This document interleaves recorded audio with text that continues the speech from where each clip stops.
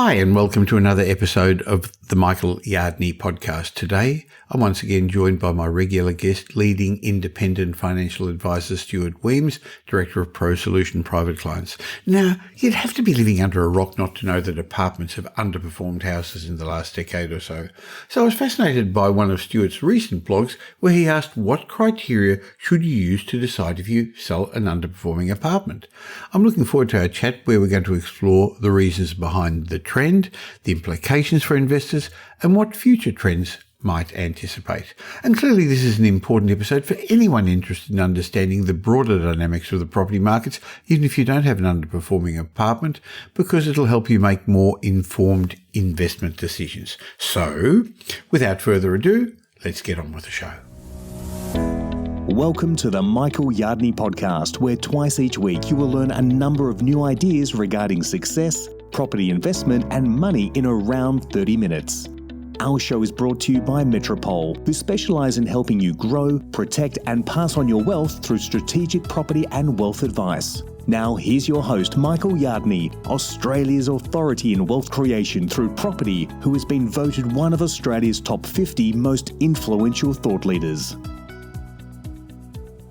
Stuart, it's a pleasure to have you back again. Oh, thanks for having me, Michael. Now, Stuart, we both own properties in Melbourne and we both own apartments and know the Melbourne apartment market's underperformed compared to houses for the last 13 to 14 years. But actually not just in Melbourne, in other states as well. Going back in the past, apartments really performed almost as well as houses. Having said that, their values weren't as high, but Melbourne currently has been the weakest market now for a while. Over the last 13 years since 2011, the median apartment price only increased 2.6% per annum. Interestingly, that's about the rate of inflation, indicating in real terms the Melbourne apartment owners have really not had any change in their value of their properties. It's a poor outcome for investors. Interestingly, only last week I was speaking to a client who has a good villa unit in the suburb of Caulfield in Melbourne, a great property, but generally has just kept up with inflation, while the properties we've helped him buy in other states, in New South Wales and Brisbane, and the development he's done has performed really well. So he said to me, Michael, what should I do? I know it's going to do well in the long term, but I'm just wondering, should I cut my losses and move on? What are your thoughts about that? Well, we know, and we've spoken here a number of times, that property markets move in cycles, whether it's apartment markets or house markets. It's quite observable that you get a growth cycle followed by a flat cycle followed by a growth cycle. Now, those cycles tend to last anywhere from 5 to 10 years. So the flat cycle and growth cycle, that is. And if you want to enjoy average returns, then you need just as many growth cycles for as many flat cycles that you experience. So, for example, if you buy a property and you experience a flat cycle initially, then you've got to hold the property for a lot longer because you need to then at least experience 2 growth cycles. Which means that, as we know, property is a long-term investment, and that's the reason why, is that we want to hold it for many cycles so that the average return reverts to the mean. It's been unusual that Melbourne's flat cycle in the apartment market has lasted 13 years. It's probably going to last at least another year or so. So it's going to probably be a cycle that's twice as long than usual, but it doesn't mean that those markets won't eventually revert to the mean. They have to. The apartment markets can't continue to not move in real terms, and houses will continue to escalate. That's not going to perpetuate. It's not going to be there forever. If I could just put some figures to that, Stuart, the Melbourne apartment market, the gap between houses and established units in Melbourne is now 55%. Pre-pandemic, the average was 35%. Now, we're talking about Melbourne at the moment, but this discussion we're having is just as relevant for people who've got apartments or considering apartments or versus houses in other states as well. So the gap is bigger than it ever has been. And what you're saying is that it's got to get back to the mean, the averages. It doesn't make sense that there's such a big gap.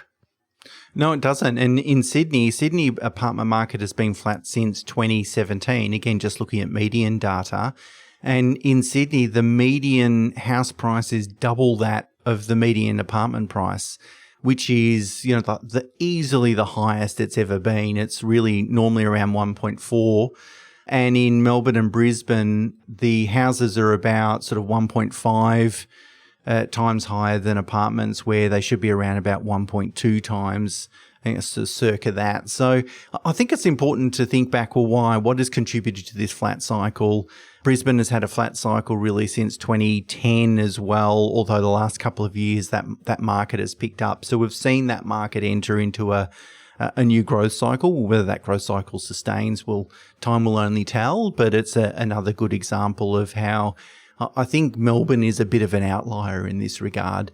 The first thing is that between 1980 and 2010 in Melbourne, so a 30-year period, apartments, the median apartment price increased by more than 9% per annum over that period of time.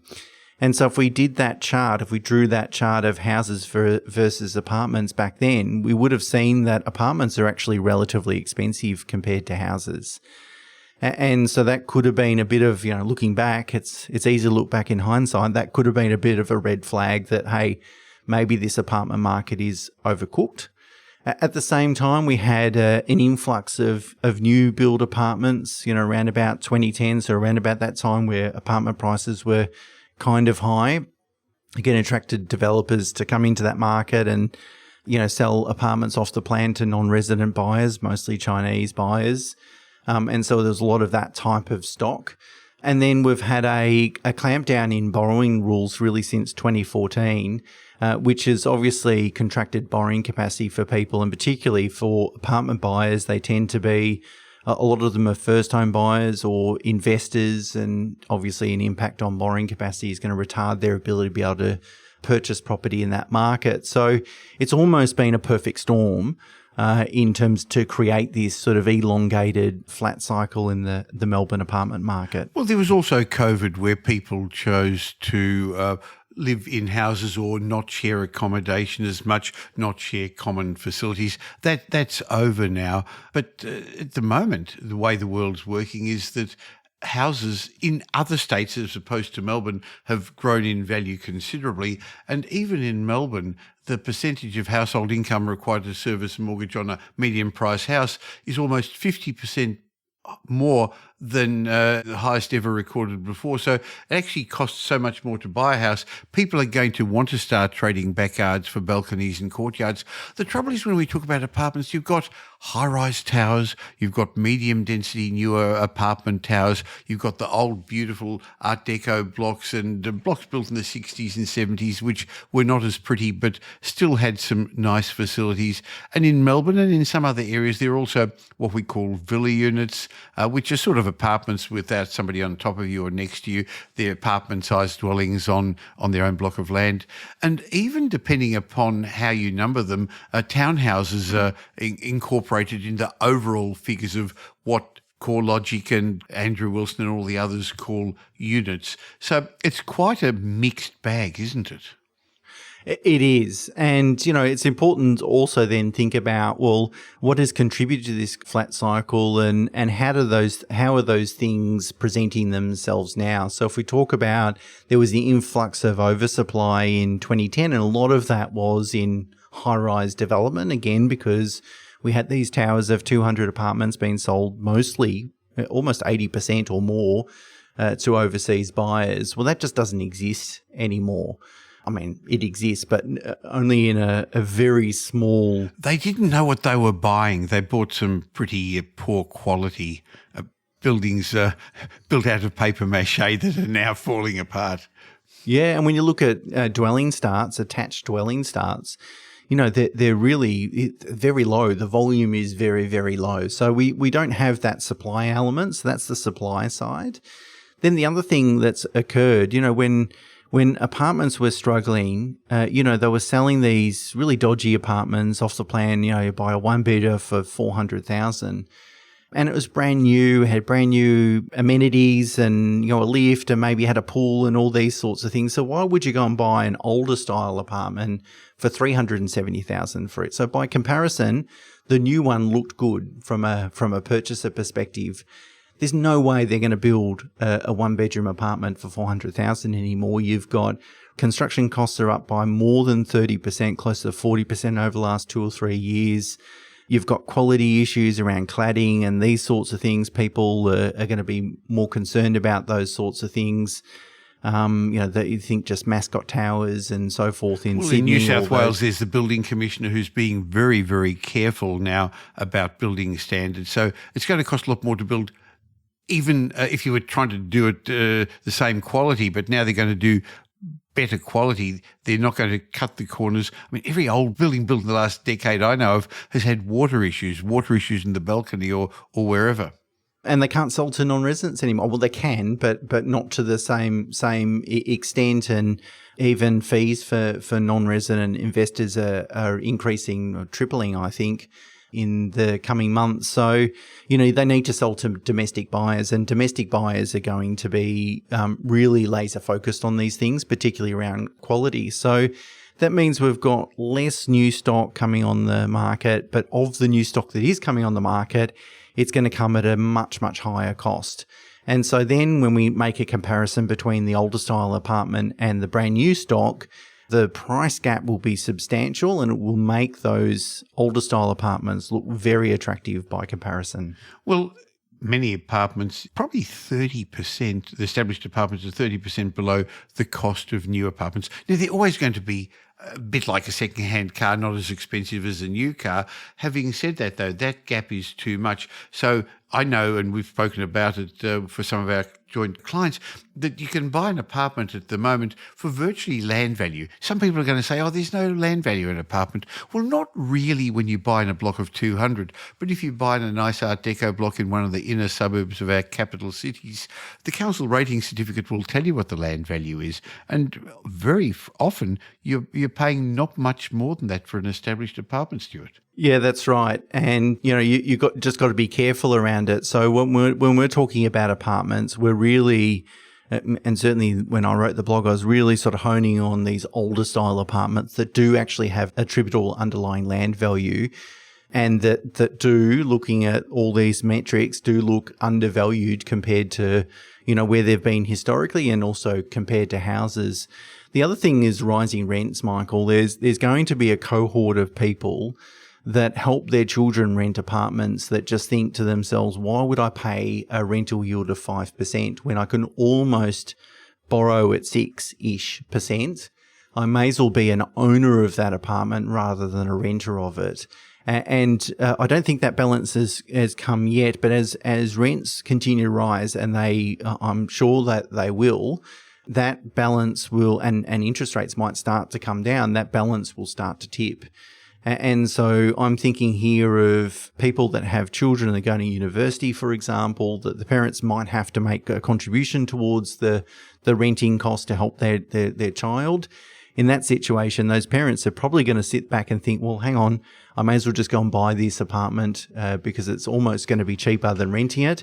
And then at least I can participate in the capital growth. Well, we're currently significantly undersupplied for housing, for sale and for rent. And we know the federal government wants developers to build 1.2 million dwellings in the next 5 years. We also know that's unlikely to happen. We also know that currently there's a significant undersupply to start with. And the new dwellings are not going to come out of the ground until they're financially viable. And because of everything that we've said, basically the value of established properties is going to have to really reprice upward, I don't know, somewhere between 15 and 20% until the hierarchy is established is correct again, that people are going to be able to want to pay for new or off-the-plan properties. So I can see in the future property values, established family-friendly apartments are going to go up in value. Not totally sure when that's going to be. Valuers Chartercare Kramer sent a very detailed report around recently suggesting it was going to happen in the second half of this year. I think that's a little bit too ambitious. At the moment, we are going to have to see a rise in the value of established apartments around Australia, but it probably won't happen for another year or two. But if people have got a long-term focus, and that's the advice I gave our clients, the people I discussed right at the beginning of this chat, was that if they've got a short-term focus, well, they can get out, but what are they going to do with their money and what are the costs? But the long-term focus, they're buying so much, or their value currently is so much below intrinsic value, replacement cost, it would be silly to sell just now. By the way, they were very comfortable with that. I also referred them to your blog, and thank you, that made it very easy for them to understand as well. Oh, good. So that Charter Kramer report, is that just Melbourne, or are No, they they've done one for nationally? each state. They're talking about the requirement for build to sell as well as build to rent. We know that the build to rent market is only going to be a small number. Over the next 5 years, maybe 30,000 apartments are going to come out. So that's really not going to move the needle in affordable rental accommodation. In fact, it's not going to be affordable at all, considering that they're going to build in the locations, the most expensive locations, the inner and middle ring suburbs of our capital cities, and the most expensive construction technique, high-rise towers to good standards. But they were basically saying to their clients who are build-to-sell developers that hold tight, it doesn't make sense to build new at the moment, but wait a while, because when established properties increase in value, and they must, as the cycle goes on, as you've mentioned in previous chats, mean reversion occurs, then your new developments will become financially viable. Yeah, I mean, obviously apartments have started to rise over the last couple of years in Brisbane. So whether that's sustainable and that market will continue that trend, probably will. I would have thought the apartments didn't do much for the previous 10 years. Sydney apartments look well and truly undervalued compared to the other states. Of course, as I mentioned, that the median house price is double that of the apartment. It's never been the case. So I'd imagine Sydney's probably close to a growth spurt pretty soon. Melbourne, I'm a little bit more concerned about, just because of that previous 30-year period of growth of more than 9%. And if you extrapolate that over the last 42 odd years, you could make an argument to say, and this is a bit technical, but you could make an argument to say they're still overvalued. And then you've got the other concern here is the land tax that has been implemented, that kicks in when you've only got $50,000 of land value, where previously it was $300,000, which means that an apartment buyer is going to pay some land tax straight away when they first purchase the property. So if I was a betting man, I would probably say that there's a pretty good probability of that growth cycle occurring in the next 5 years, but it's almost certainly going to occur over the next 10 years. So again, if you've got that long-term focus and you can wait 10 years, then waiting might be the best way, Michael. Although I did sort of set out a bit of a 4-question sort of process to work out, whether you should sell. So happy to go through that now. Well, I was going to say I'm going to leave a link to that blog in the show notes. Every Wednesday I get your Investopoly blog, and I also get your Investopoly podcast. Sometimes I listen to it, sometimes I read your blog, and so I think people should similarly follow you so that they get that information. But you did a bit of a flow chart, the questions you should ask yourself. Hey, I've got an underperforming property. What should I do? So let's quickly walk through that. I did make a couple of points before we get on to that. The first one is, can you afford to wait? So, I don't think many people are going to fall into this cohort, but if you're in the situation where you must absolutely earn some decent returns over the next 2 or 3 years, then you really just can't afford to wait for a market to change. Now, that's not going to be that many people, I wouldn't have thought.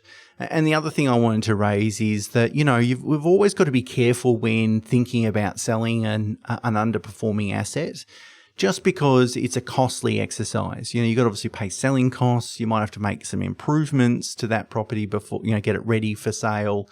You're going to have to pay some capital gains tax. And even if you've had no growth, if you've claimed depreciation, that reduces the asset's cost base and therefore could mean you pay some capital gains tax, even though you've had no headline growth on the asset.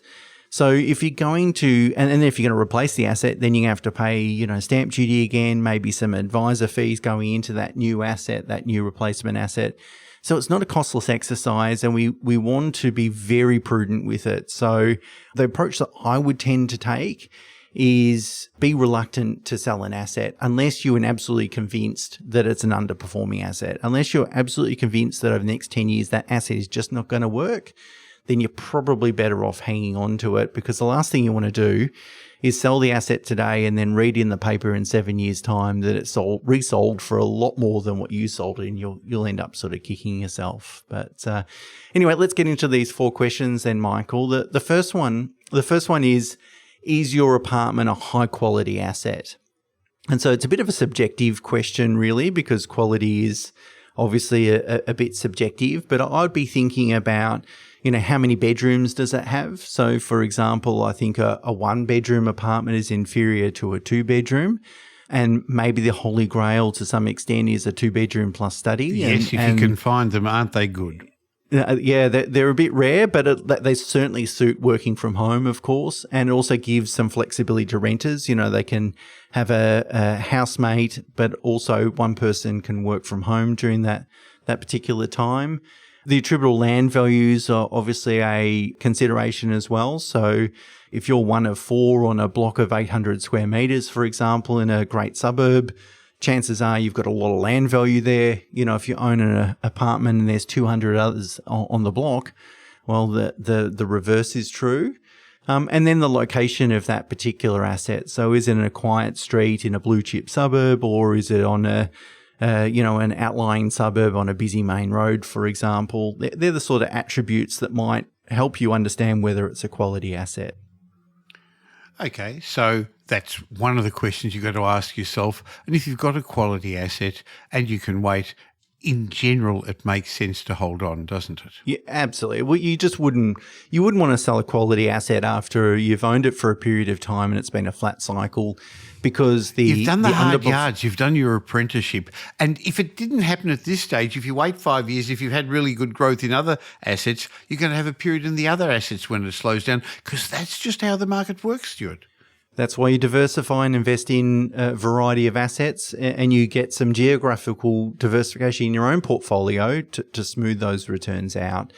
And then we've got to remind ourselves, this is not an asset-specific problem. It's a market-wide issue. So it's not because you made a mistake in terms of purchasing that quality asset. It's just the whole market hasn't worked, and we know that's going to turn around. So if you think, though, you've got some concerns around the quality of your asset, then the next question to ask yourself is, can you afford to reinvest that equity in a better quality asset?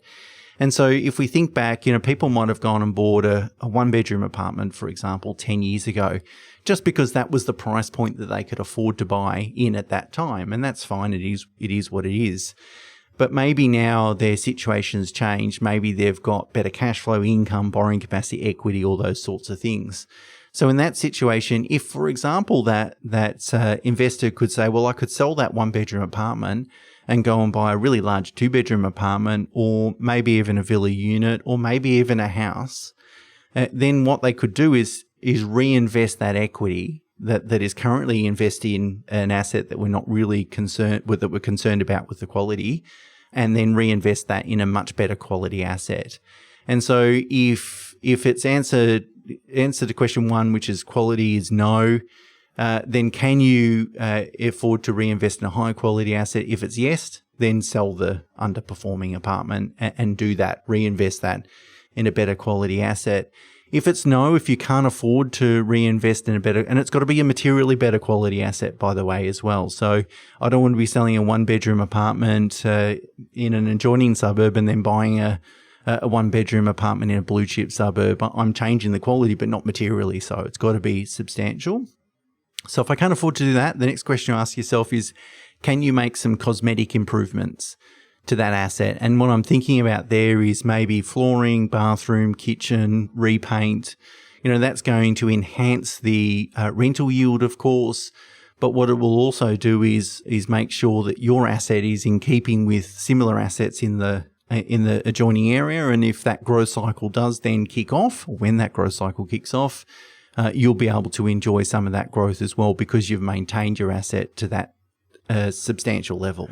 Now, I know you do that with your apartments and your investments, and so do I. At the moment, anything rents in any condition, but that doesn't mean you shouldn't take the opportunity. If a tenant moves out, I wouldn't kick a tenant out to do it, but if a tenant moves out, to take advantage of that, because you should get slightly better rent. You'll have a wider range of tenants looking at it. You'll get some depreciation allowances if you do certain things. And as you say, it's going to compete with the wider market where there's a lot of new apartments. So it's a way of manufacturing capital and rental growth at a time when there isn't as much of that growth happening naturally.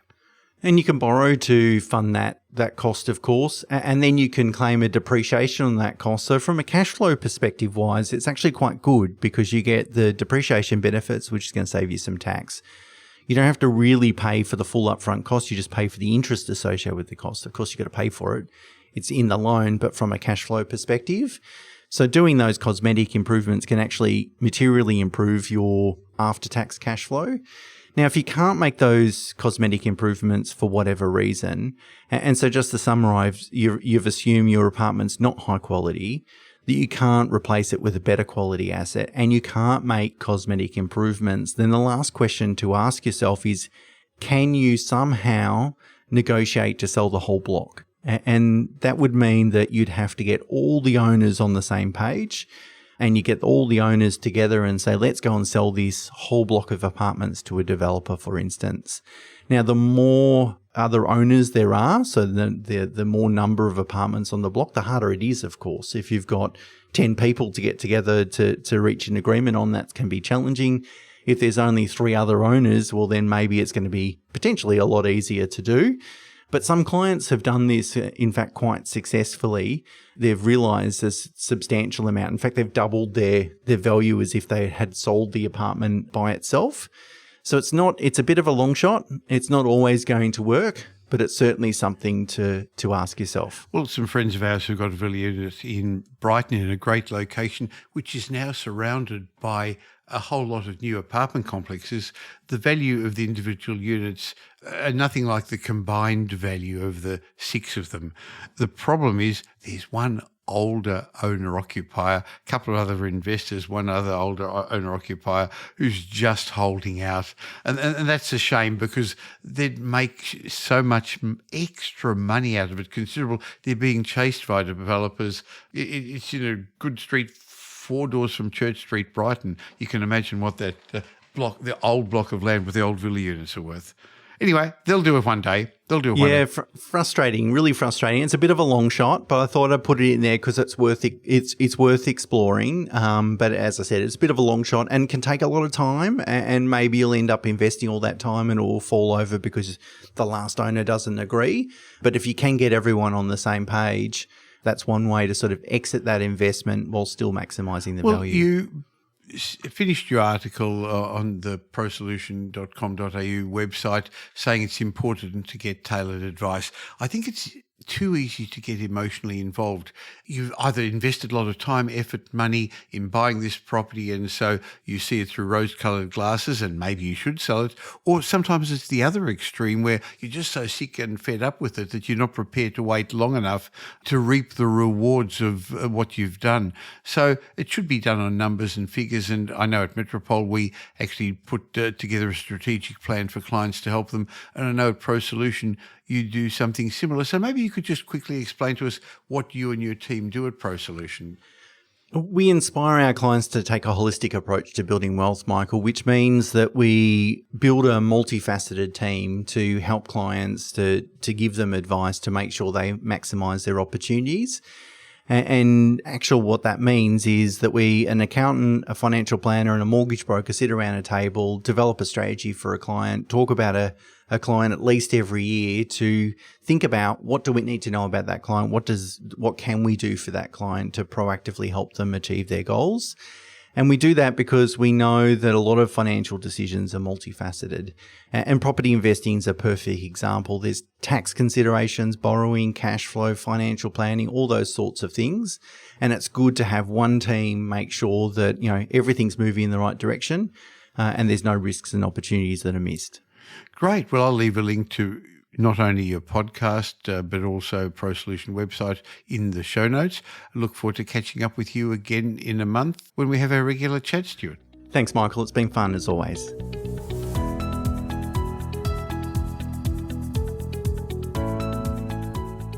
You can see why I enjoy my regular chats with Stuart Wemyss, and if you got some benefit as well and you don't currently follow or subscribe to the show, before we move on, just stop for a sec. Whatever podcast app you're on, just follow the show. That way you're going to get the episodes twice a week. You'll be able to get the information my guests and I share. Hey, while you're there, why not leave a review as well? That just lets more people know about us and helps me grow the show so I can bring the best guests to you. Now, Stuart and I had a good chat giving you some insights into how we think about the housing markets, but maybe I should also point out that I see this as a year where the second half of 2024, the market's going to reset and be very different. Eventually, in due course, interest rates are going to fall, but as that becomes more and more likely and more people are confident that interest rates are going to fall, inflation's under control, the economy's under control, the world's not going to fall apart, our housing markets will pick up, and it's because of the severe shortage of properties that Stu and I were talking about, the undersupply, but the markets will be fragmented because the rising interest rates, the higher cost of living are going to make it difficult for some, but not for others.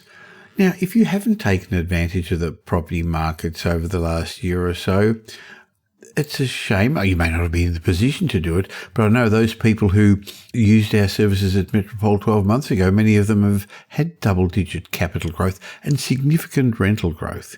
So my question to you is, are you ready for what's ahead? The next few years will be very different in property from the last couple of years, and if you're a property investor, you may have to change your strategy to cope with the new environment. So let me help you.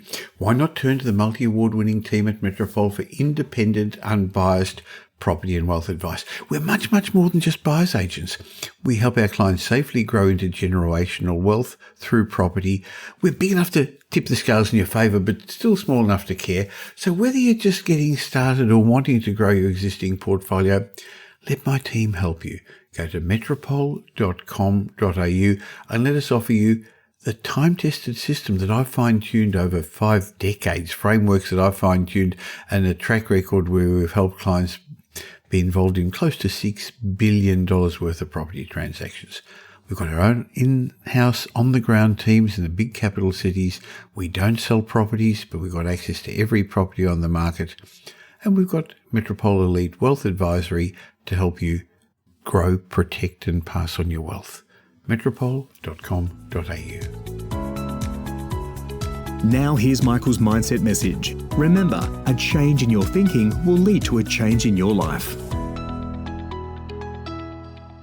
In my mindset message today, I'd like to ask you, would you like to work 2 or 3 days a week?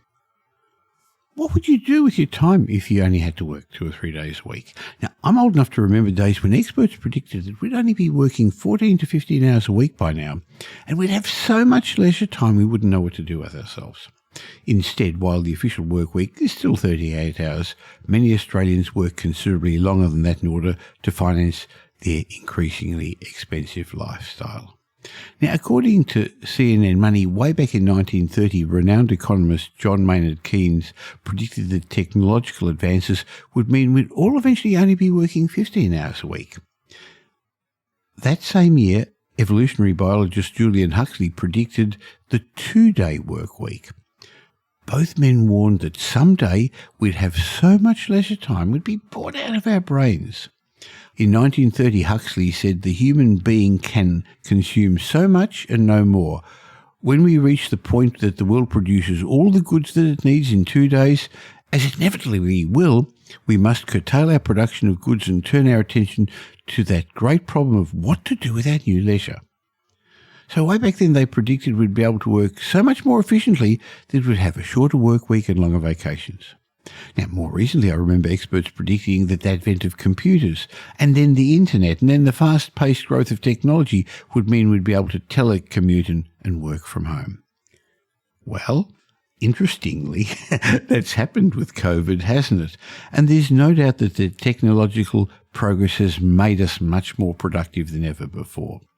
But rather than shortening our work hours, instant messaging, emails, and our smartphones and the 24/7 news cycle just seem to have made life more frantic.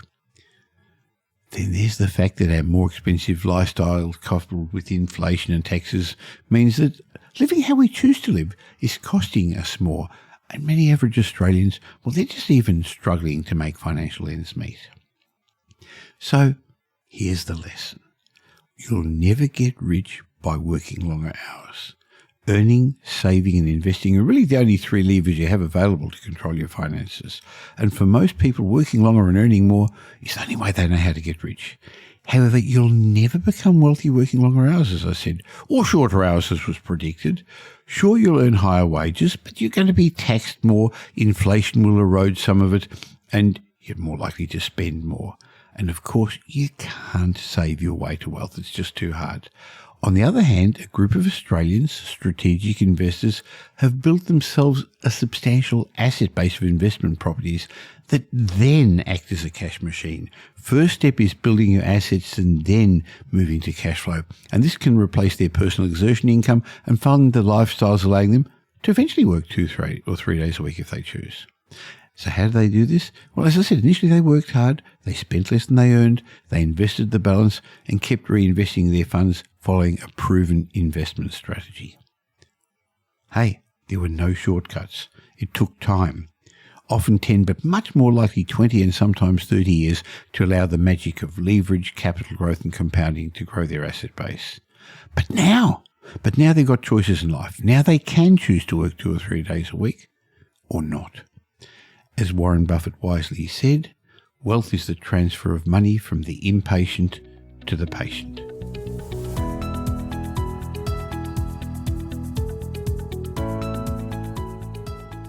Well, thanks for spending the last little while with me, and I hope you got some benefit from this show. If you did, and you know somebody else who'd also benefit, please tell them about the Michael Yardney podcast. There's a share button on every podcast app. On Apple Podcasts, there's 3 little buttons down the bottom. Press it and share it, or just tell them about the Michael Yardney podcast. I hope you're going to be doing them a favour, and you'll definitely be doing me a favour and helping me in my quest to make as many people as possible financially literate. Now, there's ways of catching up with me between these shows. Just look for Michael Yardney on social media, or why not join my private Facebook group? Go to Facebook and look for the Property Update Facebook group. And I have a way of saying thank you to you for subscribing to this podcast. Go to podcastbonus.com.au. There'll be a link in the show notes, podcastbonus.com.au, where you can get a bunch of ebooks and reports. My way of saying thank you. And when you've got time, why not listen to some of the old podcasts? There's individual lessons in each of those that I think would be helpful for you. I'll be back again real soon. In the meantime, have a great week. Make it a great week. Thanks for listening to this episode of the Michael Yardney podcast, which was brought to you by Metropole, who help their clients grow, protect, and pass on their wealth through strategic property and wealth advice. If you like what you heard and don't already subscribe, you'll find us on iTunes or on your favourite Android app as the Michael Yardney Podcast. Watch out for our next show, which comes to you twice a week, and you'll learn some new ideas about property investment, success and money in around 30 minutes. To get more of Michael's thoughts, go across to www.propertyupdate.com.au and sign up for his daily morning briefing, and you'll hear from not only Michael but a group of leading property success and money experts. And just a reminder that the information you heard in this show today is general educational advice and not specific investment advice, as we don't know your personal circumstances. If you're looking for specific advice, why not ask the team at Metropole to help you?